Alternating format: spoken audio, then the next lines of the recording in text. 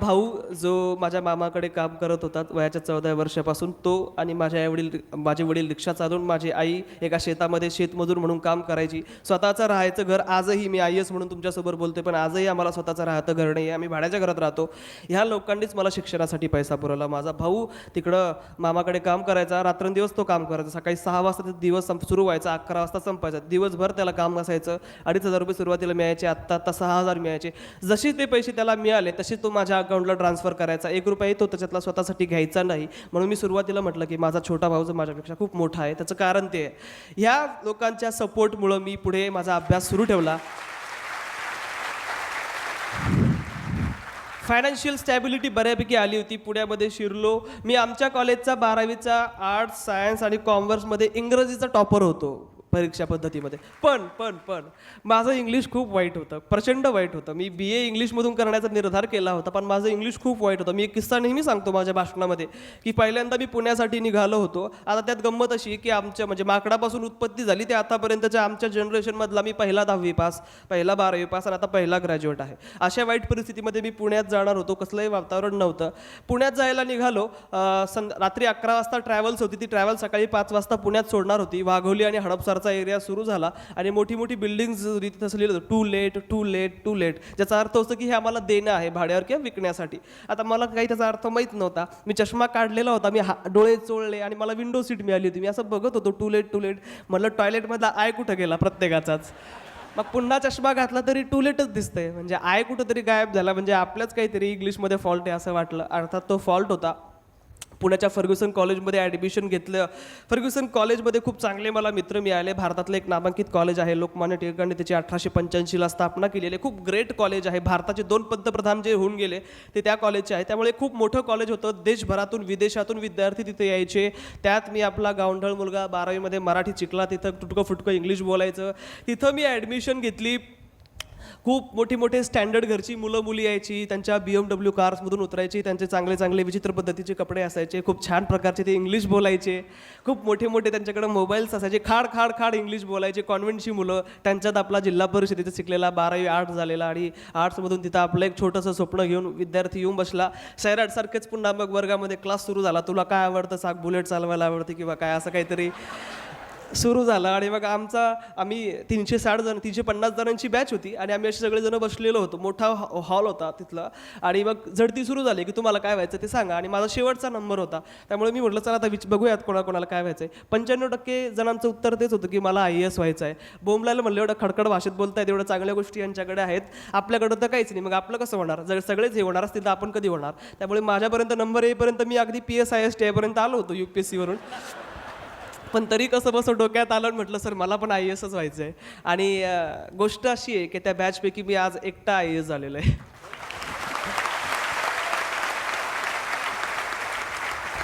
खूप चांगले मित्र मला फर्ग्युसन कॉलेजमध्ये मिळाले. खूप चांगलं वातावरण झालं. आम्ही अभ्यास सुरू केला ग्रुपमध्ये. माझ्या आयुष्यामध्ये आर्ची नसली तरी सल्ले आणि लंगड्यासारखी खूप चांगली मला मित्र लाभली.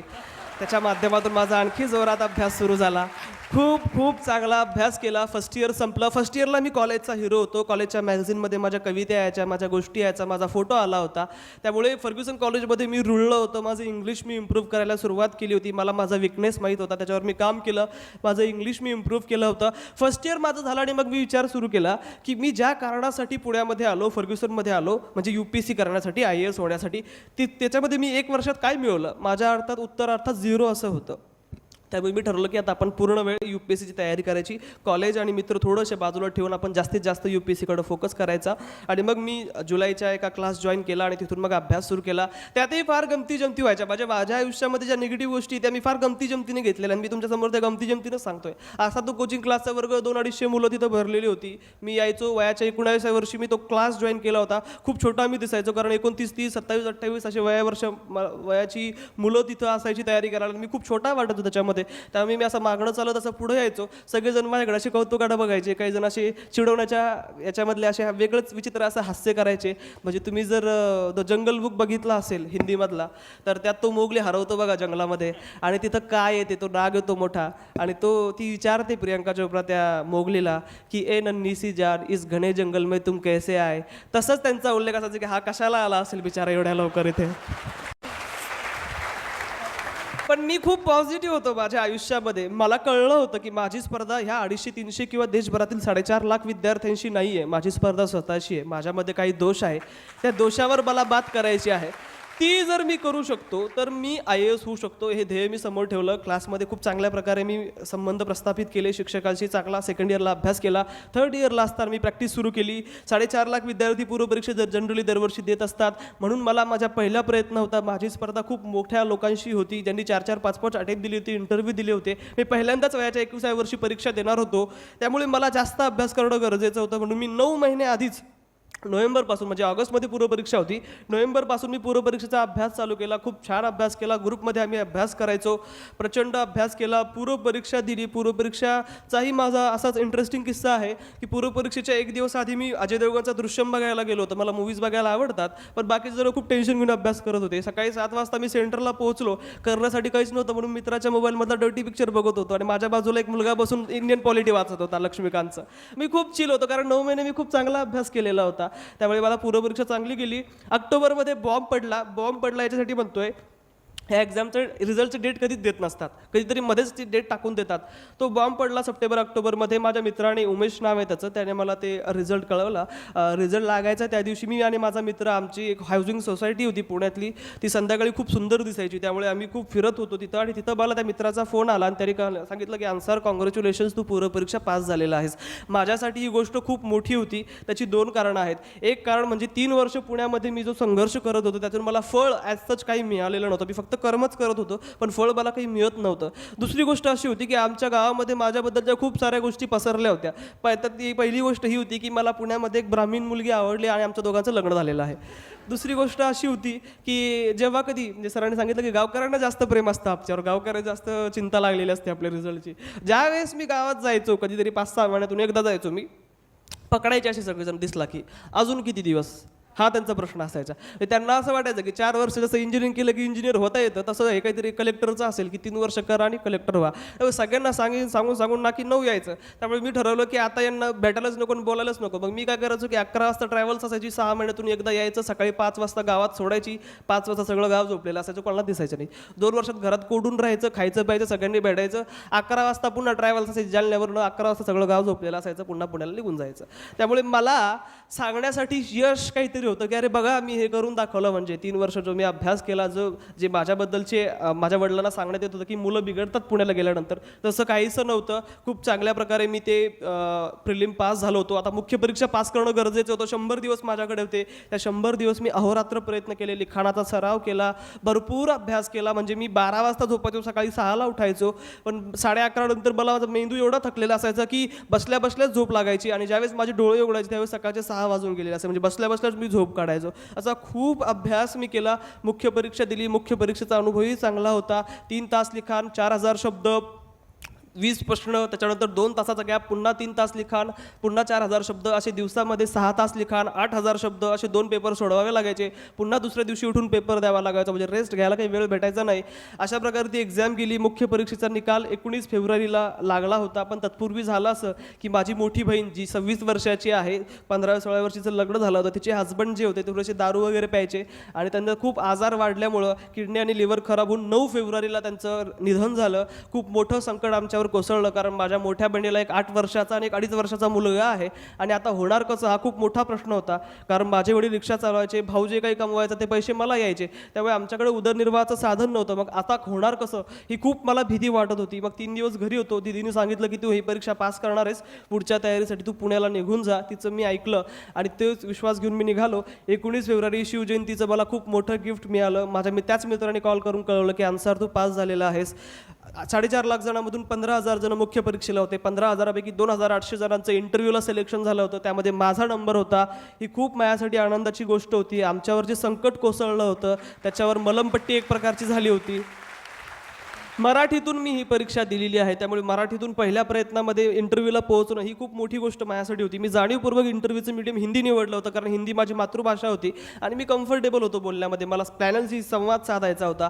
30 दिवस मी दिल्लीला माझं हिंदी इम्प्रूव्ह करण्यासाठी गेलो होतो. 30 दिवस तिथे राहिलो.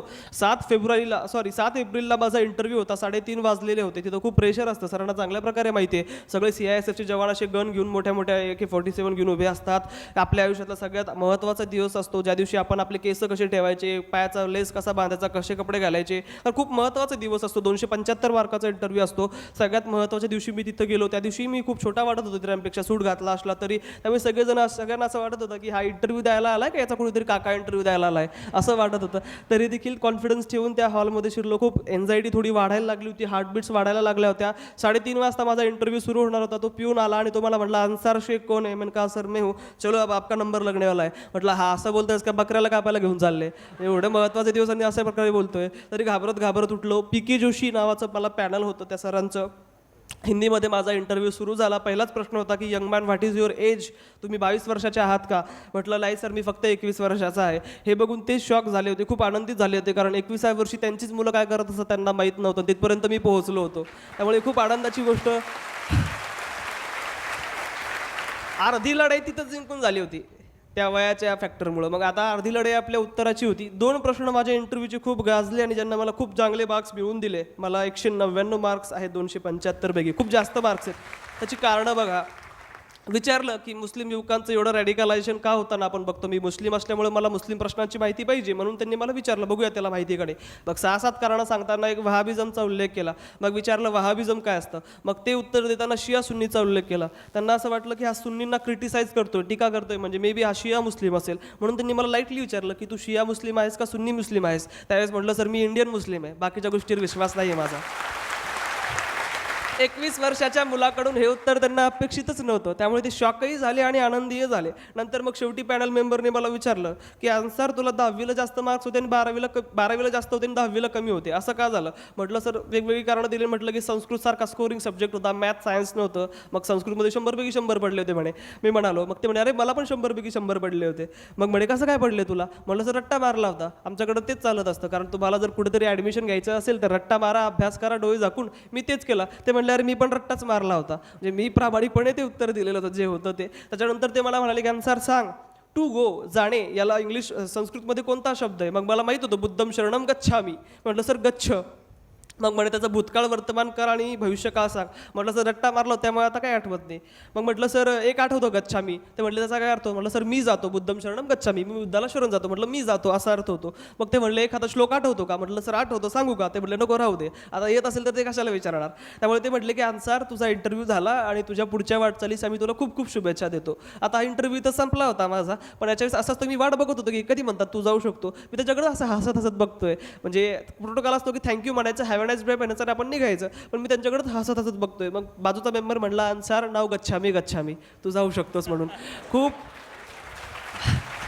खूप मोठा जोक झाला आणि खूप चांगले मार्क्स मला त्या इंटरव्ह्यूमधून मिळाले. आता बॉम्ब पडणार होता 9 किंवा 10 मेच्या दिवशी. पुन्हा बॉम्ब पडणार अशी चर्चा होती की 9 किंवा 10ला हिरोशिमा किंवा नागासाकी आपलं होऊ शकतं. त्यामुळं मी आता त्या दिवशीची खूप वाट बघत होतो. 9 तारखेला माझ्या रूमपासून मी पुण्याला राहायचो, तिथून 10 मिनिटाच्या अंतरावर एक सायबर कॅफे होता. तिथं सकाळी 10ला जाऊन बसलो. 10 ते 4 वाजेपर्यंत इंटरव्ह्यू रिझल्टची वाट बघितली. एक मिनिटं इनटॉलरेबल माझ्यासाठी होता. तरी काही रिझल्ट लागला नाही. मला खूप भूक लागली होती, झोप येत होती. म्हटलं चला उद्या 100% लागेल. गड्ड्यात गेलं सगळं, जाऊन झोपू, जेवू आणि उद्या सकाळी येऊ. गेलो, थोडंसं काहीतरी खाल्लं, पण झोप कशाची यायली, कारण उद्या 100% रिझल्ट लागणार असं वाटत होतं. अतिशय मला अजिबात झोप आली नाही. पुन्हा 10 वाजता सायबर कॅफेत गेलो. ताप चढला होता दरम्यानच्या काळात, डोळे खूप कमकुवत झाले होते, डोळ्यामधून आपोआप पाणी यायला लागलं होतं. एक मिनटं माझ्या हार्टबीट्स धाड वाढत होत्या. 10 ते 4 वाजेपर्यंत बसलो. बोंबलायला काही रिझल्ट लागला नाही. म्हटलं आता जाऊ द्या, सोडा, सगळं गेलं गड्ड्यात. ते म्हणजे सैराटमध्ये आहे ना की जिंदगी की ये रीत है, हार की बात जीत है, तसं म्हटलं काहीतरी आपलं होईल, आपण जाऊन बसू रूमवर. आणि मी 5च मिनटं त्या सायबर कॅफेवरून चालत गेलो आणि माझ्या त्याच मित्राचा मला कॉल आला की अन्सार कॉंग्रॅच्युलेशन्स, तू सिलेक्ट झालेला आहेस म्हणून. देशामध्ये देशामध्ये मी 361वा होतो. मी तर देवाला ही प्रार्थना करत होतो की देवा मला शेवटचा काय होईल पण येऊ दे, मला त्या लिस्टमध्ये येऊ दे. कारण माझ्यावर खूप संकटं कोसळलेली होती. मला फेल्युअर अफोर्डेबल नव्हतं. मला पास होणं, स्टेबल होणं गरजेचं होतं. कुटुंबियाची परिस्थिती खालावत होती. त्यामुळे 361वा रँक माझ्यासाठी खूप आनंदाचा होता. ओबीसीमध्ये असल्यामुळे मला IAS मिळणार होतो. त्यामुळे मी खूप खुश होतो. आणि बाकीच्या सगळ्या गोष्टी मग तुम्ही न्यूज चॅनल्सवरून आणि इतर गोष्टीकडून तुम्ही बघितल्या असेल. अशा प्रकारे एक संघर्षाचा तो शेवट झाला. आता दुसरा संघर्ष आता माझा ट्रेनिंग नंतर सुरू होणार आहे. तोही मी पेलावेल. पण तो संघर्ष तिथं संपला. वडिलांना पहिला कॉल केला की अब्बा मैं कलेक्टर बन गया. वडील रिक्षा चालवत होते. मग रिक्षाचा आवाज येत नव्हता. म्हणला काय, मला आवाज येत नाही, मी नंतर फोन करतो. म्हणलं एवढा महत्त्वाचा दिवस बोंबलायला आणि त्या दिवशी ऐकायला येणार. ठीक आहे. मग आईला फोन केला, सगळ्यांना सांगितलं. खूप सगळे आनंदी झाले. आपोआप डोळ्यातनं पाणी यायला सुरुवात झाली. खूप आम्ही खुश झालो. आणि एकंदरीत त्याच्यानंतरचं माझं आयुष्य 360च्या अँगलमध्ये बदललं. आज तुम्ही मला ऐकताय त्याबद्दल मी तुमचा आभारी आहे. तुमचं मला खूप प्रेम मिळालं. काय शिकायला मिळतं माझ्या या प्रवासातून, आपल्याला काय शिकायला मिळतं? एक गोष्ट, कुठलीही परीक्षा पास करणं अवघड नसतं, कधीच अशक्य कधीच नसतं. ते आपल्यावर डिपेंड करतं. परीक्षा आपल्याला नेहमी पास करण्यासाठी घेतलेली असते. जर आपण नापास होत असतो तर मला असं वाटतं की कुठंतरी आपणच कमी पडत असतो. असं बोललं जातं नेहमी की मराठी माध्यमातून आपण परीक्षा पास करू शकत नाही. मी मराठी माध्यमातून ती परीक्षा दिली होती. गरिबाची मुलं, रिक्षाचालकाची मुलं, गोरगरिबाची मुलं होऊ शकत नाही. आम्ही सगळ्यांनी ते सिद्ध केलं की आम्ही ते करू शकतो. ही परीक्षा पास करायची असेल तर प्रिन्स दादासारखी परिस्थिती असायला हवी असंही काही नव्हतं. ओळखही माझी कोणाशी नव्हती. खूप गरीब घरातून मी जन्मलो होतो. त्यामुळे तेही मीच मी तोडण्याचं काम केलेलं आहे. ओळख लागतो, वशिला लागतो, या सगळ्या गोष्टी माझ्याकडे नसतानाही मी ते केलं. त्यामुळे मी नेहमी सांगतो की माझ्या यशातून ते शिकण्यासारखं आहे. माझ्यासारखा एका सर्वसामान्य कुटुंबियामधला मुलगा जर वयाच्या 21व्या वर्षी पहिल्याच प्रयत्नामध्ये देशात 361वा येतो, ज्याच्या जनरेशनमध्ये कोणीच ग्रॅज्युएट नाही आहे. 1981ला आमचा जालना जिल्हा तयार झाला. तिथून आत्तापर्यंतचा मी एकमेव जिल्हाधिकारी IAS आमच्या जिल्ह्यामधला एकमेव अधिकारी झालेलो आहे. जर मी हे करू शकत असेल तर तुम्ही लोक ही का करू शकत नाही? तुमच्यामध्ये त्या सगळ्या क्षमता आहेत. पण त्यासाठी ज्या गोष्टी गरजेच्या सध्या गव्हाणे सरांनी सांगितल्या त्याच्यावर तुम्ही फोकस करण्याचं गरजेचं आहे. त्या गोष्टी काय या थोडक्यात 2 मिनिटात सांगतो आणि मी थांबतो, कारण मला माहिती आहे की मी खूप लांबवलेलं आहे माझं स्पीच. पहिली महत्त्वाची गोष्ट असते स्ट्रॉंग विल असणं गरजेचं, की काहीही झालं, कितीही अडचणी आल्या तरी मला हे करायचंच आहे. ती इच्छाशक्ती असणं खूप गरजेचं असतं. दुसरी गोष्ट पॉझिटिव्ह ॲटिट्यूड हवा आपल्या आयुष्यामध्ये, कारण अडथळे खूप असतात आपल्या गोष्टीमध्ये. आयुष्यामध्ये अंधार खूप असतो, पण आपण आयुष्यामध्ये नेहमी पॉझिटिव्ह, सकारात्मक असायचं असतं. कुठल्याही संकटाला, कुठल्याही ऑब्स्टेकलला आपण पॉझिटिव्ह घ्यायचं असतं. त्याच्यातून त्या चॅलेंजला आपण एक अपॉर्च्युनिटी म्हणून घ्यायचं असतं. आपल्याला जर कोणी दगड फेकून मारला तर तो उचलून त्याला मारण्याऐवजी त्याच्यापासून आपला एखादा छोटासा महाल बनण्याचं कौशल्य आपल्याकडे असलं पाहिजे. त्यामुळे आपण आयुष्यात नेहमी पॉझिटिव्ह असलं पाहिजे. तिसरी गोष्ट अर्थातच हार्डवर्क करावा लागतो. 10, 11, 12 तास अभ्यास करावा लागतो. तेव्हा जाऊन कुठं इथं येऊन बसता येतं. फोकस देखील लागतो. नाहीतर मग 15 तास लायब्ररीमध्ये बसलाय आणि 5 तास अभ्यास केला आणि 10 तास तो किंवा ती इकडं बघत होती, तिकडं बघत होती, असं करूनही चालत नाही. मी लायब्ररीमध्ये बऱ्याचदा असं बघायचो. मी खूप लोकांच्या आयुष्यातला अडथळा आहे. दोघांचं जर प्रेम असेल तर त्यांच्यामधला मी नेहमी अडथळा आहे. लायब्ररीमध्ये बसायचो, मी मध्ये असायचो, इकडे एक मुलगा तिकडे एक मुलगी, आणि मी एखाद्या पडद्यासारखं होतो. मग ते चिलमन म्हणतात त्याला, उर्दूमध्ये ती शायरी आहे की यहाँ चिलमन से हम जाके, वहाँ चिलमन से वो जाके, लगा दो आग चिलमन में, ना हम जाके ना वो जाके. हे अशी परिस्थिती असू नये. अभ्यास करायचा, तो क्वालिटीचाच अभ्यास करायचा, पूर्ण फोकस ठेवून तो अभ्यास केला पाहिजे. मी म्हणेल 12 तास करू नका, पण 10 तास करा, पण तो चांगला अभ्यास आपण करणं गरजेचं असतं. डेडिकेशन देखील या एक्झामिनेशनमध्ये सक्सेसफुल होण्यासाठी लागत असतं. आता 4थी रमजान ईद आहे. पुण्यावर गेल्यापासून मी फक्त 2दाच आमच्या फॅमिलीसोबत रमजान ईद सेलिब्रेट केलेली आहे. खूप कमी वेळ मी आमच्या घरच्यांसोबत व्यतीत केलेला आहे. अभ्यास मला करायचा असल्या कारणानं, त्यामुळे ते एक प्रकारचं डेडिकेशन, ती एक प्रकारची भक्ती गरजेची असते. आणि शेवटी म्हणजे कन्सिस्टन्सी असणं आणि आपल्यामध्ये पेशन्स असणं गरजेचं आहे. कारण माझ्यासारखा एखादा 21व्या वर्षी लागतो, काही जणांना 30-31 वर्ष उजाडतं, 5-5, 6-6 अटेम्प्ट द्यावे लागतात. खरा संघर्ष मला असं वाटतं की माझा नाही आहे, त्या लोकांचा आहे ज्यांनी 4-4, 5-5 वेळा हे अटेम्प्ट दिलेले आहेत. कारण खूप बोर होऊन जातो माणूस अभ्यास करून करून. 30-30 पुस्तकं 4-4, 5-5 वेळा वाचायची, खूप बोर होतं आपल्याला. असं असताना देखील ह्या लोकांनी ते केलं. ते संयम आणि ते सातत्याची ती खरी ओळख म्हणजे ती लोक आहेत. त्यामुळे ह्या सगळ्या गोष्टी जर तुम्ही करू शकत असाल तर मला असं वाटतं की तुम्ही एक्झामिनेशन क्लिअर करू शकता. आणि त्याच्यासाठी पुण्याला, दिल्लीला किंवा अमेरिकेला पण जायची गरज नाही आहे. ह्या गोष्टी जर तुम्ही इथं जळगावमध्ये राहून जर करणार असाल तर अर्थातच यश हे तुमचं आहे. शेवटी माझ्या ह्या यशाचं मला काय वाटतं, माझ्या काय भावना आहे त्या शब्दामध्ये व्यक्त करायचं असेल तर पुन्हा मी मूवीजकडे येतो. शाहरुख खानचा ओम शांती ओम तुम्ही बघितलं असेल, त्यातलं त्याचं एक खूप छान डायलॉग आहे आणि तेच माझ्या यशाचं मला वाटतं की काहीतरी मी शब्दरूपात व्यक्त करू शकतो की इतनी शिद्दत से मैंने तुम्हें पाने की कोशिश की है कि हर जर्रे ने मुझे तुमसे मिलाने की साजिश की है. कहते हैं किसी चीज़ को अगर सच्चे दिल से चाहो तो सारी कायनात तुम्हें उससे मिलाने की कोशिश में जुट जाती है. तुम्हाला सर्वांना पुढच्या वाटचालीसाठी खूप खूप शुभेच्छा. मला बोलण्याची संधी दिली आणि एवढा वेळ ऐकून घेतला त्याबद्दल आभारी आहे. थँक्यू.